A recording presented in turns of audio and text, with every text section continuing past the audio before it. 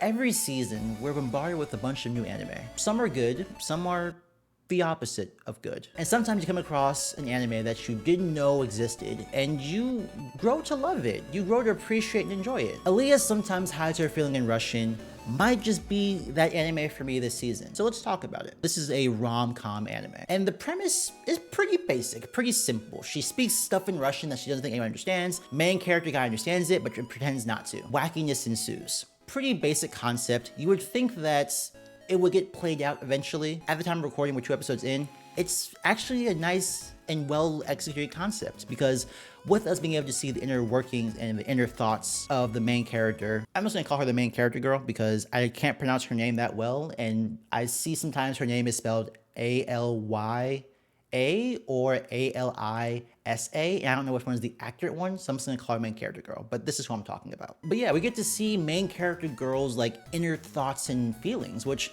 I appreciate, and it also allows for some either really intimate moments of character development or allows for some funny moments of character development. I just like the premise. It's funny sometimes, it's heartfelt sometimes. I like it. It's fun. So far hasn't felt dry or boring or played out.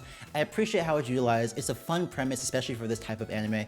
I like it so far. It's a success in my book. If we're talking about successes in my book, we have to talk about the characters. Both main characters, the main character boy, the main character girl, are both good. I like them both, which is saying something, because a lot of times in romance type anime or rom-com type anime, I will like one main character but not the other, because one feels stupid and one feels just obviously better. In this case, they both feel like good characters, but I really want to harp in on the main character girl. I like that she, even though she's a tsundere, she's not a tsundere, she's a character with tsundere traits, which is a big difference. If you know what I'm talking about, then you understand why I'm saying that. So yes, she may come off as cold and like not want to talk to people and whatnot, which tsundere traits. But she isn't just a tsundere, she has a character behind that. And through her giving those little lines, whether flirtatious lines or her inner monologues in Russian that she thinks no one understands, but that our main character understands, we get to see her inner feelings and see how insecure she might be, how she truly feels even if she says something else. I like that she has a character besides just being tsundere.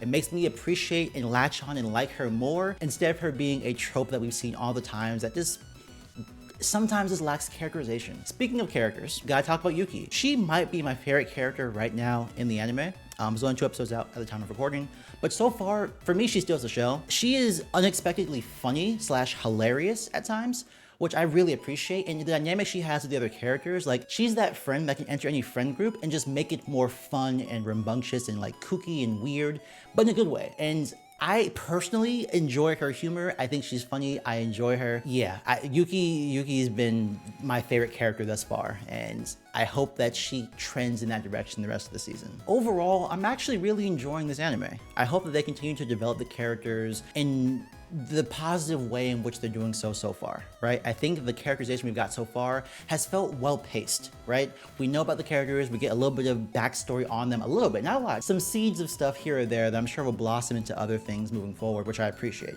I like stuff being set up in the early episodes to be paid off later on. And I think this is doing it pretty well with the characters, especially their character arcs, their characterization, their feelings, their motives, etc. If you're a fan of rom-com, you should check out this anime most definitely. Honestly, unless you actively have a grudge against romantic comedies, watch the first 2 episodes. It's on Crunchyroll, go check it out.